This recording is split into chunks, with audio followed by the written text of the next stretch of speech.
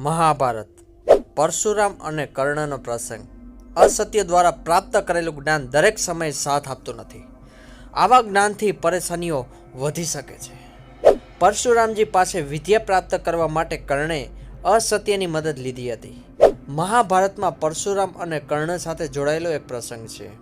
આ પ્રસંગથી આપણને શીખવા મળે છે કે જીવનમાં ક્યારેય વ્યક્તિએ ખોટું બોલીને વિદ્યા પ્રાપ્ત કરવી જોઈએ નહીં.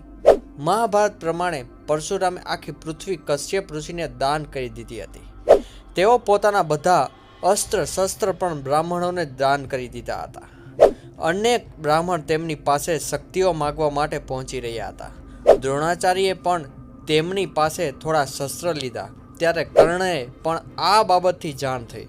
કર્ણ બ્રાહ્મણ હતો નહીં, પરંતુ પરશુરામ જેવા યોદ્ધા પાસેથી શસ્ત્ર મેળવવાનો અવસર તે જવા દેવા માગતો ન હતો.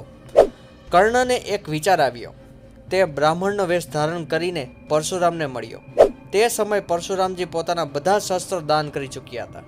છતાં કર્ણની શીખવાની ઈચ્છાને જોતા તેમણે કર્ણને પોતાનો શિષ્ય બનાવી દીધો. અનેક દિવ્યાસ્ત્રોનું જ્ઞાન પણ આપ્યું. એક દિવસ બંને ગુરુ શિષ્ય જંગલમાંથી પસાર થઈ રહ્યા હતા. પરશુરામજી થાકી ગયા હતા. તેઓ આરામ કરવા ઈચ્છે છે તેવું કર્ણને જણાવ્યું. કર્ણએ એક વૃક્ષની નીચે બેસી ગયો અને પરશુરામજી તેના ખોળામાં માથું રાખીને સૂઈ ગયા. ત્યારે જ એક મોટો કીડો આવ્યો અને તેને કર્ણના સાથરમાં ડંખ મારવાનું શરૂ કરી દીધું.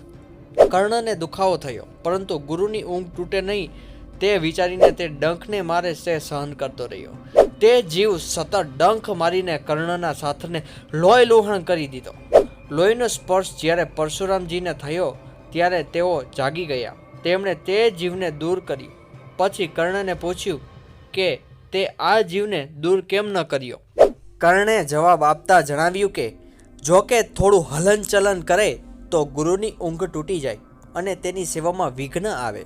પરશુરામજી તરત જ સમજી ગયા. તેમણે કહ્યું, આટલી સહનશક્તિ કોઈ બ્રાહ્મણમાં હોઈ શકે નહીં. તું જરૂર કોઈ ક્ષત્રિય છે. કર્ણે પોતાની ભૂલ સ્વીકાર કરી લીધી. આ સાંભળીને પરશુરામે તેને શ્રાપ આપ્યો કે જ્યારે તેને આ દિવ્યાસ્ત્રોની સૌથી વધારે જરૂરિયાત હશે તે તેના ઉપયોગની વિધિ ભૂલી જશે. જ્યારે મહાભારતના યુદ્ધમાં કર્ણ અને અર્જુન વચ્ચે યુદ્ધ ચાલી રહ્યું હતું ત્યારે કર્ણ કોઈ દિવ્યાસ્ત્ર ચલાવી શક્યો નહીં. બધા જ દિવ્યાસ્ત્રોની વિધિ તે ભૂલી ગયો. આ પ્રસંગથી સ્પષ્ટ થાય છે કે વ્યક્તિએ ક્યારેય ખોટું બોલવું જોઈએ નહીં, નહીંતર પરિણામ વિપરીત આવે છે. અસત્ય માત્ર થોડા સમય માટે સુખ આપે છે, પરંતુ તે ભવિષ્યમાં મુશ્કેલીનું કારણ બને છે.